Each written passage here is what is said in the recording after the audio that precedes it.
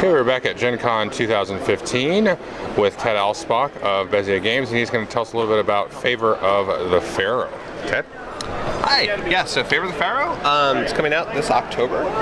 It's a game, and we like to refer to it as if Dominion and Yahtzee had a very, very pretty baby. And that'll kind of give you an idea right away with the gameplay. You're collecting tiles that enable you to roll dice and manipulate dice, and those dice allow you to buy more tiles.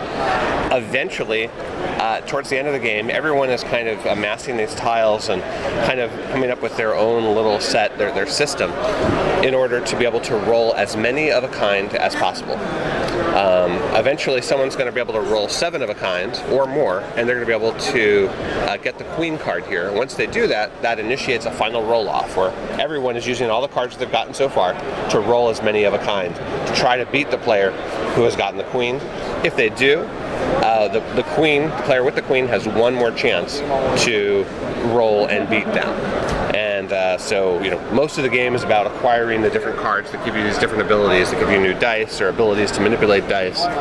And then at the end, you have kind of the dramatic finish for the game.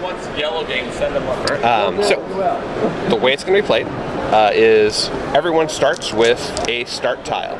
So, for instance, here, one of them is actually the start player.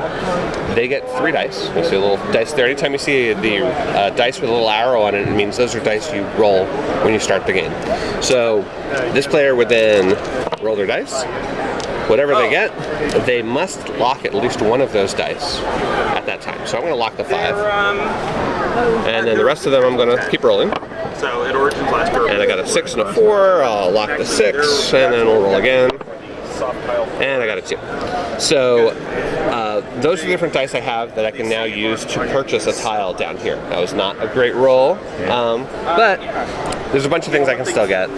If I had gotten 3 of a kind or a pair, I could have gotten one of these tiles, but I unfortunately didn't do that. If I had all even, I could have gotten this tile. However, I did get 10 or more, which allows me to get this tile, which would allow me to take a second turn. Or we have kind of the, if you have a really terrible roll, kind of the chance card that you get in that case. What that's going to do is, if in the future, when I roll, anytime I lock a pair of dice at one time, so 2 dice of the same value at once, I'm going to get an extra die to bring in at that point that I can keep rolling. So let's say the next round comes around, I roll, I've got 2 6s, that's a pair, so now I can pick up another die and roll 2 more and keep rolling. Alright, so now I have a pair, I also have all even, so now I have more choices and I can keep doing this. Eventually, as you start collecting these, you're going to amass quite the set of different tiles. And each of these is going to give you either a new ability or more dice. And so at the beginning of your turn, let's say you're several rounds in like this,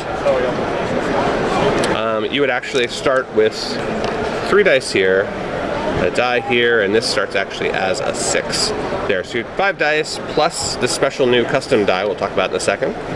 That's 6 dice, and if I lock a pair at one time, I'd get another die. So I could have 7 at this rate to be able to lock, to be able to possibly get the Queen at this point. The way this would work is I take all the dice that I roll initially, so anything that has the arrow on it is something I roll. That's my initial roll, and of course I have a 6 just sitting here waiting for me if I want to use that later. I did roll a pair of 4s. I think I'm going to lock those right away because that's going to allow me to bring in an extra die here for this card. Then I know I don't really need a 6 at this point because it looks like I'm going for 4s. So I'll take these, roll them again. I did get a 4, so I think I'll just lock that and continue rolling. Now I'm hoping that if I would roll this green die here, one of the sides has 2 stars on it. If I happen to roll that, it allows me to change any 2 dice, including that one, to any value. So that's one of the benefits of that particular special die. In this case, I'm just rolling really well, so I'll take the 4, put it over there, re-roll the remainder. Another 4. This is a hard decision here because getting rid of this one takes away that special ability, but in this case, doing pretty good, so I think I'll go ahead and do that. The other thing that I might be able to do here, in this case, is that this particular tile allows me to take 1 die and to split it into 2 of these white dice. These white dice are special in that they can't be re-rolled with the other dice. They always have to be locked at the end of a round, so you can't pick them up and continue to roll them. You can adjust them with the cards, but you can't actually roll them. And this one allows me to take a die, split it into two that equal this. So I'm going to do that. I'm going to go ahead and say, all right, this I will split this 6 into 2 3s. This comes out. Now I have 2 3s and the 6. Then I'm going to use this other card here. This entertainer allows me to flip any number of dice over to the other side. So I'll use this, turn these 3s into 4s, because I know that on the other side of 3s are 4s, because I'm a gamer. I'll put those over here. Now I already have 7. Now I'm going to roll this extra die here. Hopefully I'll get even another 4. I didn't, but I have to lock it. But at this point I have the 7 4s, so we're able to get the queen. And we're also going to take the Pharaoh, because right now this player has the favor of the Pharaoh. They are currently winning. That's the end of their turn. They're going to take one of these dice here. We're going to put it right here on that 7. Take the rest of these back out here for the other players to use. And now the other players have a chance to try to beat 7 4s with whatever tiles they've amassed throughout the game at this point. Okay. If they do, this player now can re-roll all of their dice again, just like they did before, but this time they get the queen. The queen is a super special tile because it allows you to bring in a die at any point of whatever value you'd like. So it's kind of like a free roll. If you have a really bad roll, you get a free thing where you can actually bring in the die that you want. Cool. So that's the nuts and bolts of the game. One thing we didn't talk about here, just because we didn't have any tiles that use them, were these little tokens. These are scarab tokens, and you'll get them from purchasing blue tiles and red tiles, and some of the other tiles actually give them to you throughout the game. And they're one-time use tiles. The one that says a little +1 pip on here allow you to add 1 or 2 or as many as you have to a die. Or you could add, maybe if you had 2 of these, I could add 1 to 2 different dice. This one allows me to re-roll a single die. And you can do that after you've rolled, before your next re-roll, without having to lock something first. You can manipulate things around a little bit that way, using those tokens. And so people collect those. You can use them while you're obtaining your cards normally, or you can kind of hold on to them, hoard them till the very end, and then use them on your final roll-off to try and exceed the other players who are playing. And that is, I guess, a good overview. One thing that's kind of important to note is that the game comes with more than 100 tiles.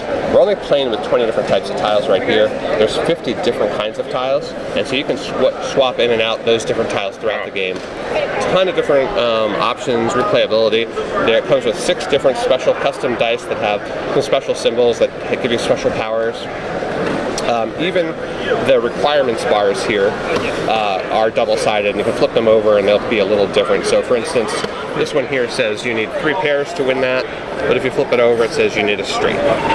So you can mix and match those and you totally have almost an infinite variety of games. The final thing I want to show is a free app that'll be out with the game, which is the Favor of the Pharaoh app. It actually sets up all the things for you with a little shuffle button. It goes through and if I can press that angle here, and basically comes up with a different set of cards each time. So you don't have to say, I don't know how these things work together. It's all pre-done here, and it comes up with dozens and dozens of different combinations of cards that all work together. If you want to see something a little better, just tap on it and see what the details are. And of course, you could do it this way too. So also this way. So, that's on tablets, phones, Android, iOS. Great, thanks, Dad. Sure thing.